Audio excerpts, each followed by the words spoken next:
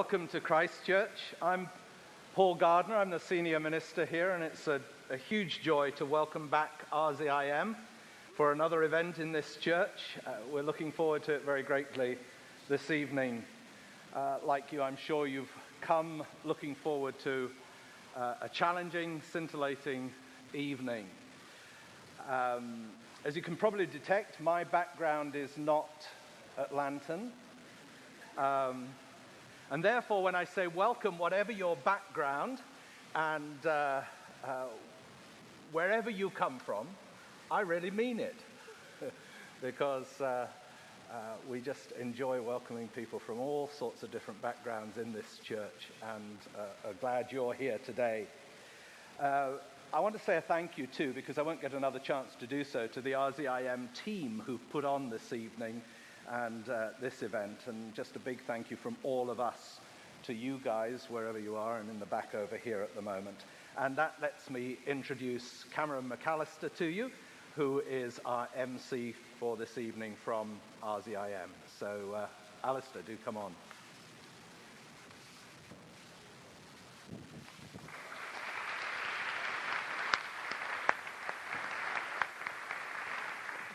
Well, good evening, ladies and gentlemen. It is so good to see all of you, and we are delighted that you're here. The topic under discussion this evening is obviously a very timely one, and I don't think I need to remind anybody in this room of the urgency of what we're talking about.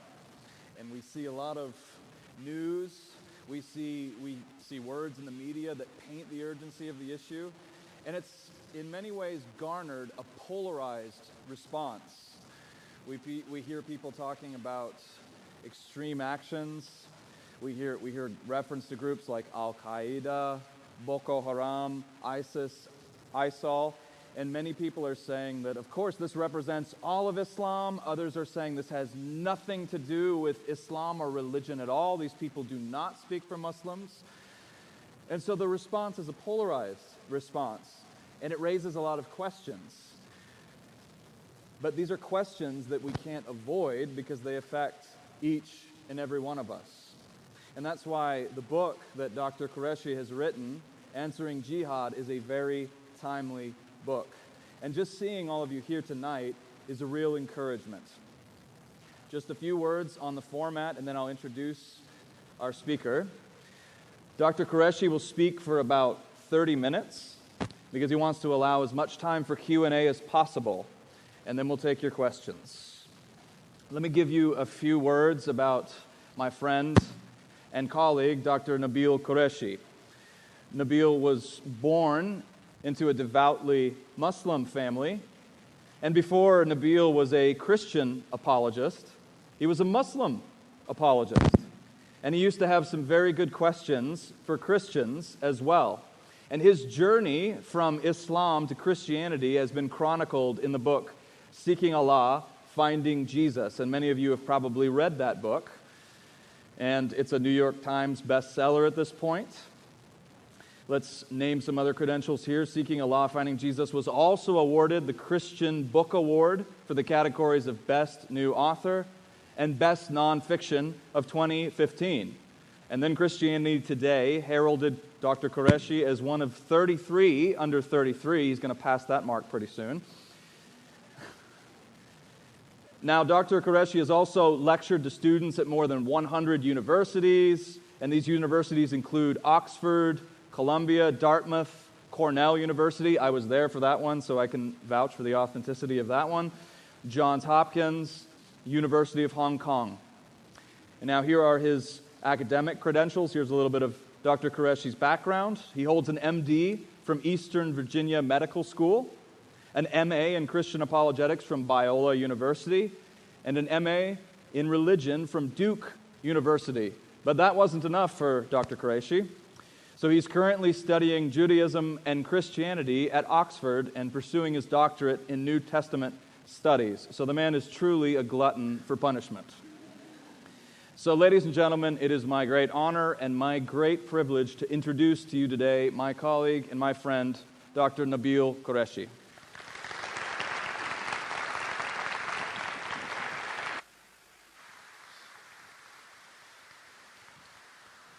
expect Cameron to be giving away my age. But it's a pleasure to have you here. It really was just a few months ago that I felt led to write this book. This was a leading, it was a calling. And so I wanted to thank you, because we didn't decide to do this event until about 2 weeks ago. So thank you so much for coming out. I wanted to thank the church for hosting tonight. I want to thank Ravi Zacharias International Ministries for making the world turn in order for this to happen. This is really a crucial topic. This is really a crucial matter. Let me give you a little bit of background on why I wrote this book. Actually, first let's start with prayer, and then I'll give you background on why I wrote this book. So let's turn to the Lord.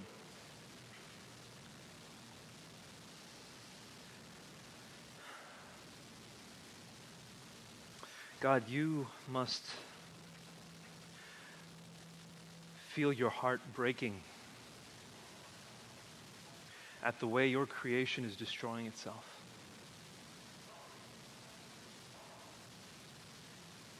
Every single body, every single heart, every single mind is miraculous in so many ways.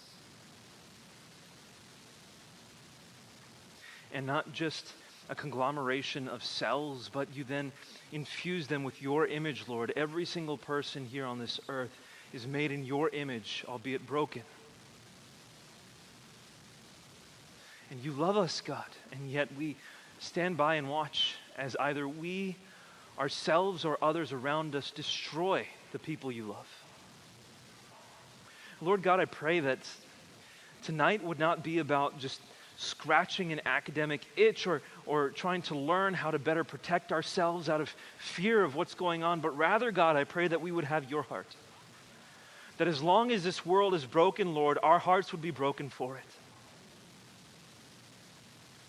And that the 4.6 million displaced people from one country alone wouldn't be something that would be on the periphery of our radar, but something, Lord, that we would pray for day in and day out, if not do more for.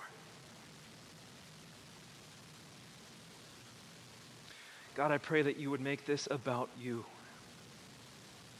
We so easily get distracted, God. May we be yours. And if we claim to be yours, God, please take our hearts and take our minds. And in this presentation tonight, Lord, I pray that you would speak. I pray it would be about your glory and reaching out to your people. We pray this in Jesus' name. Amen. So I'll tell you what happened. I was in England. As Cameron said, I'm currently studying in England, working on my doctorate in New Testament studies. Currently, I'm in the portion just before that, working on Jewish and Christian studies. And I was just about to come back to the States. There's a conference every year called Evangelical Theological Society and the Society of Biblical Literature that meets every November.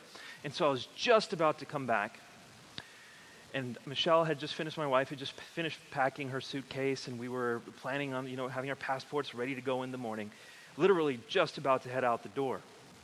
When I turned on Twitter, as I'm wont to do, and I saw that Paris was under attack. And people had no idea what was going on. It was in the midst of the attack itself. Didn't know how many shooters there were, didn't know where it was happening. It seemed to be happening throughout the city of Paris. People at first were very hesitant to say that it was Muslims, but other people who were more ready to judge based on previous circumstances said this has got to be Muslims. It was in the middle of all that it reminded me very much of the fear that had happened around the July 7th bombings in England. I don't know how many of you recall that. We are on this side of the pond, so we might have missed that, but it was one of those where everyday life had just come to a complete and utter stop, and we realized for a moment the reality that there are people out there who are willing to kill those of us who've done nothing ostensibly wrong to them, but in their perspective, something has been done to them. How are we supposed to understand that? And immediately the rhetoric started going, these people are just evil. They just want to kill for the sake of killing. Whereas anybody who has studied the way wars work, the way violence occurs, dehumanizing them is the thing that we automatically do. We don't try to understand their perspective. We just see them as enemies who are killing us. And that's immediately what we did. And we do that over and over again. And as a result of that, when the dust settles And when people are trying to put the pieces together and say, what is it that just happened? What we do is we say those killers were inhuman. What they did makes no sense. And as Francois Holland said, clearly they can't be Muslim because Islam is a religion of peace. Now, the heart behind what he said is something that I resonated with. Because what is he trying to do by saying that? What he's trying to do, we have to give him the benefit of the doubt. What he's trying to do is preserve order for his country. He's trying to preserve backlash from happening to his own French citizens who happen to be Muslims. That's why he's saying what he's saying. But is it true?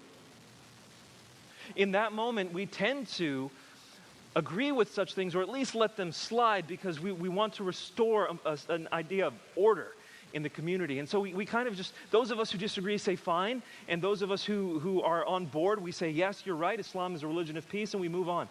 But what was very different about this event was what happened shortly after, less than a few weeks later. By that point, I was celebrating Thanksgiving with my in-laws. I was in North Carolina, and we weren't going to be able to be there for Christmas, so my wife and I called it our Thanksmas celebration. And so we're eating dinner, and what should happen again on Twitter, I get the message that San Bernardino is now under attack. And once again, there's a lot of hesitance to say who it might be that's doing this, but it has all the marks of Islamic extremism. But we can't say Islamic extremism, so it has all the marks of terrorists who are doing this. Something different happened in the beginning of December. Mid-November, it was Islam's religion of peace, and that language was permeating kind of the media discussion.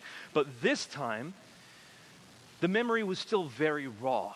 The nerve was still touched from Paris. And now it had happened in San Bernardino, and people didn't want any of the rhetoric. They wanted to say, what is going on here? Why are these people killing us? And in this case, there was a husband and a wife. The wife had just left their child. How could someone leave a child in this world to grow up on their own and then go kill innocent people? In the West, we're reeling with these questions. And now this time, the rhetoric of Islam as a religion of peace did not work. And in that moment, I felt very much the same way that I felt after 9/11. Now understand, in 9/11, I was a Muslim. I became a Christian in 2005. But I still look the way I do. My name is still Nabeel Qureshi.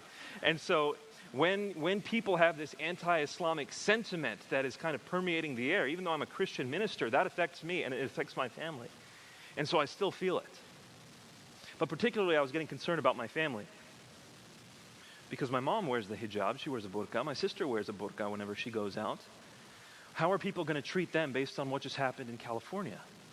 And so not only is the issue about what is going on not clearly being addressed, not only is the relationship of Islam to violence not being discussed, which is in itself dangerous, because if we don't address the issue, we leave our country vulnerable to more attacks. If we don't address the problem, more can happen. But at the same time, we've got innocent people who are in the crosshairs. How do we protect their lives? And they're often saying that Islam is a religion of peace, and they're not saying that for rhetorical purposes. They mean it. How do we explain this? And in the midst of that moment, I was waiting for a voice to clarify.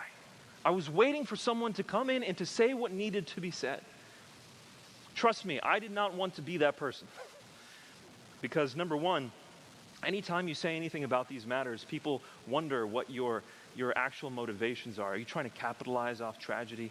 Oh, you wrote a book about jihad. You're just trying to make money at this time, aren't you? I didn't want to deal with that.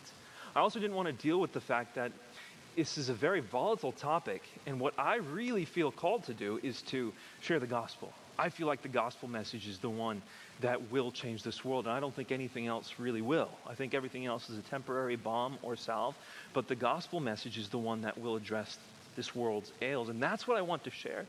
But in this moment, there was neither clarity nor charity. People were pointing the finger at one another. It was becoming very polar. And we saw what had happened with some of the political candidates who were saying things about Muslims that then just got inflamed in the media. Should we let refugees in or not? Can a Muslim become president of the United States or not? Should we have a database of all the refugees who are here, where they live, etc.? These were ideas that were being kind of aired on the political scene, and it was all about rhetoric on both sides. No one was actually dealing with the issues.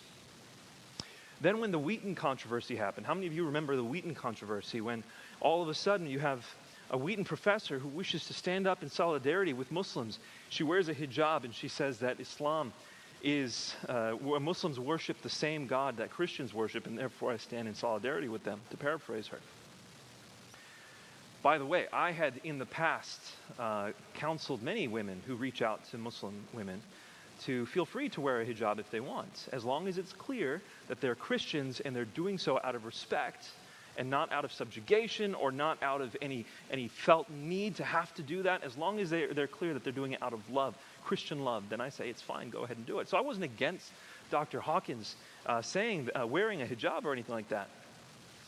But then the question became a real one: do Muslims and Christians worship the same God? Now, full disclosure, for 7 years after I had become a Christian, I had one position on that, and then for the last 3 years, I have a different position on that. And so I'm seeing people point the finger at one another, accuse each other of heresy, when I'm thinking, this is more complicated than you might realize. And yet people in this kind of very politically polar climate are doing exactly what the media is doing, and they're just dividing themselves and not listening with clarity or charity. So that's what I then decided to do. I decided to address the issue of, do Muslims and Christians worship the same God? And what I found out was, after I wrote what I thought was a very basic response, I received hundreds of comments saying, thank you so much for sharing this. We were looking for this information. I hadn't taken a vacation all year. I had set aside 3 weeks for the end of the year to take some vacation. And the Lord said, Nabeel, that time has been set aside for a purpose. You need to write this book. And I said, Lord, are you talking to somebody near me? Are you talking to me? And I had a battle with him on that one. But I really felt called to write this book. Because right now, like I said, you have people on one side of the spectrum, on the far left, who tend to show a lot of compassion towards Muslims, and I appreciate that. But they're willing to do so at the cost of the truth. They're willing to say that none of these terrorists have anything to do with Islam, because Islam is a religion of peace. And again, compassion is the driving force that's making them say that. But do we do that by ignoring 14 centuries of the history of Islam, consensuses of Islamic theology on jihad? Do we ignore all that for compassion's sake? And then we have people on the far right who are willing to point out that Islam might not be a religion of peace, but they were doing so without any compassion whatsoever for Muslims. They were treating all Muslims as latent threats. And that includes my mom and my sister. So at that point, I really prayed and felt led to write Answering Jihad. Here's the point of the book.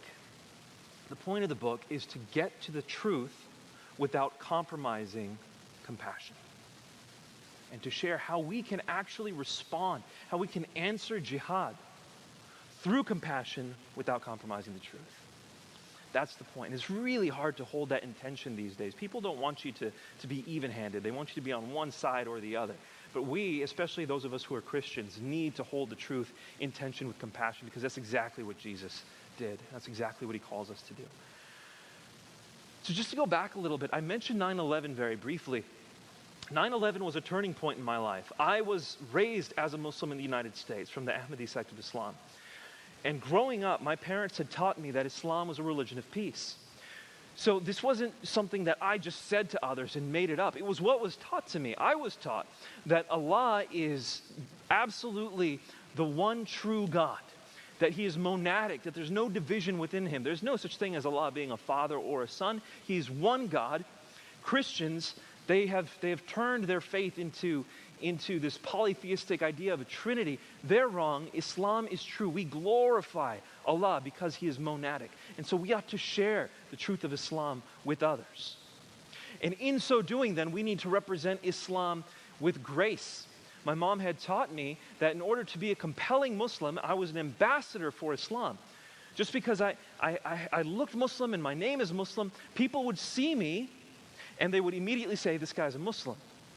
And so anything I did would reflect on Islam because they're seeing me as a Muslim.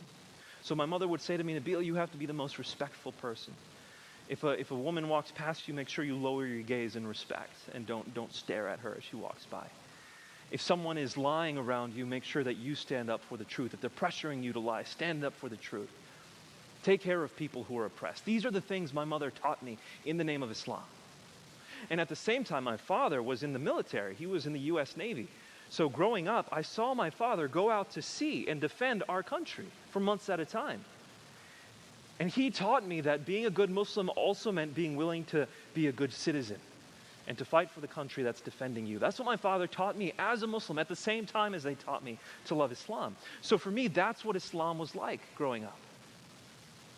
So when I told people Islam's a religion of peace, it wasn't rhetoric. It's what I actually believed. And when the Muslims around me said Islam is a religion of peace, they actually believed it too. And these verses about jihad and whatnot in the Quran, we hadn't actually studied them. When we recited the Quran, we recited it in Arabic, but the vast majority of us didn't know what Arabic meant. We knew how to recite the words, but we didn't know how to understand it. And so we would just recite the Arabic scripture of the Quran, not knowing what the words actually said. So we didn't actually deal with the passages on jihad, not until 9/11. When the Twin Towers were attacked, I honestly think that American Muslims who were like me, the ones who loved this country and the ones who loved their faith, were the most devastated out of all Americans on 9/11, apart from those who lost family members, of course. Because we felt the vulnerability that every other American felt too. We had lived in that safety bubble up until September 2001, and we thought we were safe, but now there were Muslims in those Twin Towers who were killed. We could have been them. So we felt vulnerable too. But at the same time, we had to start responding to questions from non-Muslims saying, how do you defend this? How do you understand Islam? Is Islam a religion of peace? And all of a sudden we're on the back foot trying to explain that, yes, Islam is a religion of peace. And so we're outwardly having to defend our faith.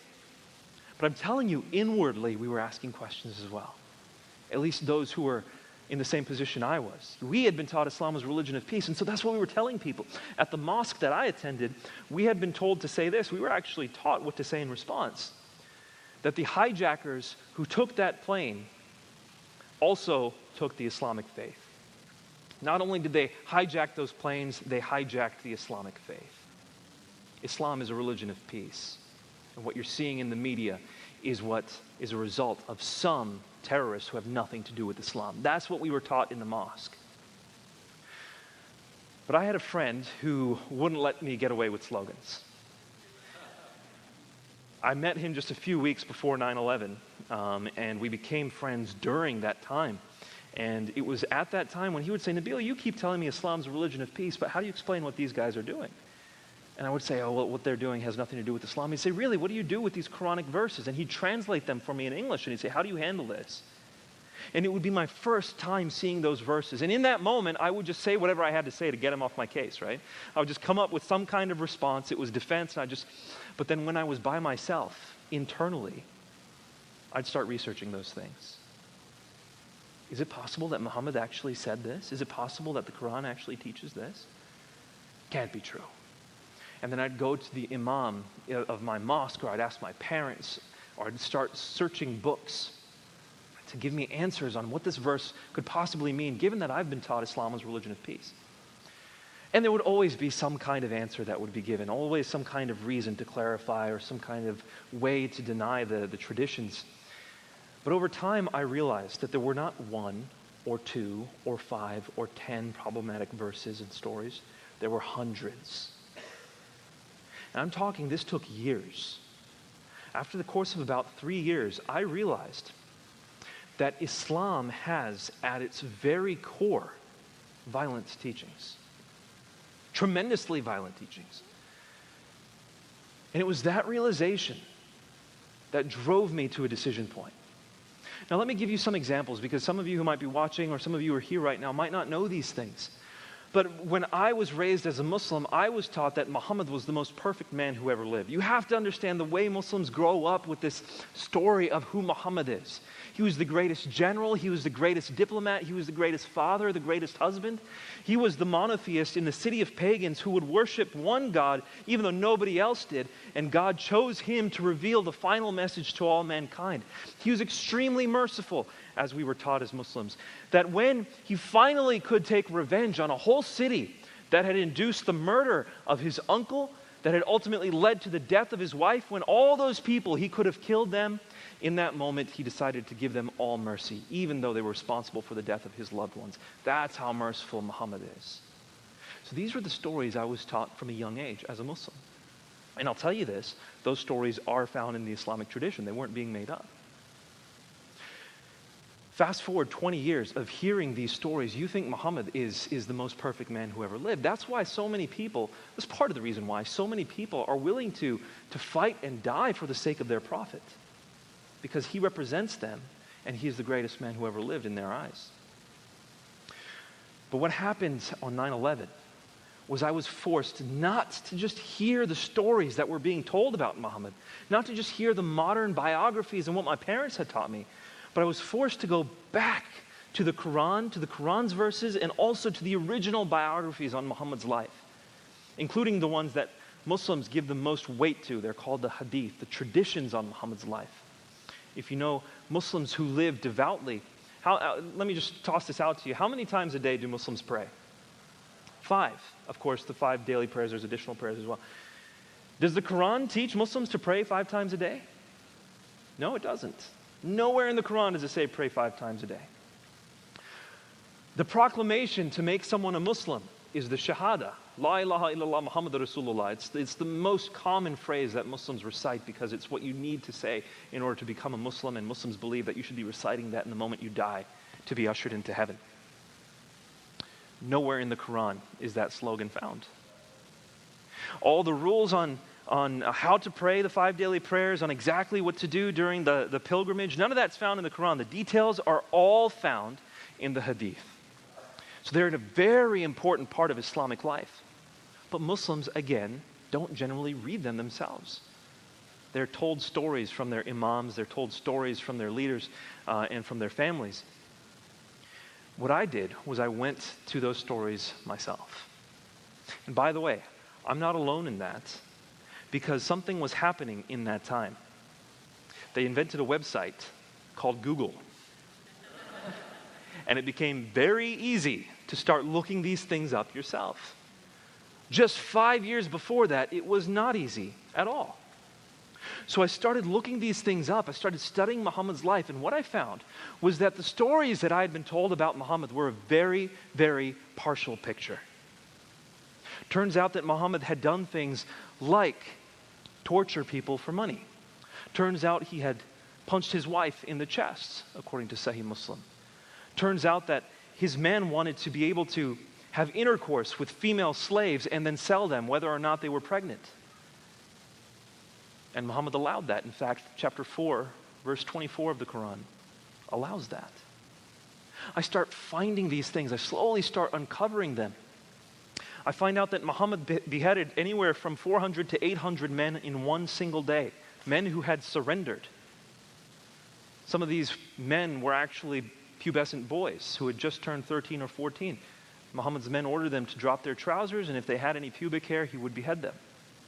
Where have we heard that happen recently? In Syria. All these stories I started seeing. My parents hadn't told me any of these. My friends, I would take them to my Muslim friends and I'd say, what do you do with this? They're like, Nabeel, we don't know. We've never seen this before. And I'd go to the imams, and again, time after time after time, they tried to explain it away. But after about 100 or 200 of these, I said, look, if we keep denying the parts that we don't want to accept, how can we trust the parts we do accept? What razor are we using to dissect between a peaceful and violent Muhammad except cherry picking? And it was that point that I realized that perhaps the Muhammad I had inherited wasn't the true one.